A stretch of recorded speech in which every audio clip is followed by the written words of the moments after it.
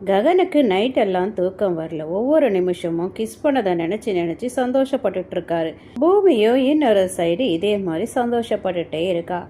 அவரோட மனசாட்சி அவளை குழப்பினாலும் அந்த குழப்பத்துல கூட அவ சந்தோஷத்தை பார்த்துட்டு இருக்கா. தூங்க முடியாம தவிச்சிட்டு இருக்கா. அந்த நேரம் ககனுக்கு ஒரு ஐடியா தோணுது. ஓகே, நம்ம ஹீரோயின் கிட்ட பேசலான்னு போன் எடுத்து பேசுறாரு. ககனா இருக்குமோன்னு ஓடி எடுக்கிறா பூமி.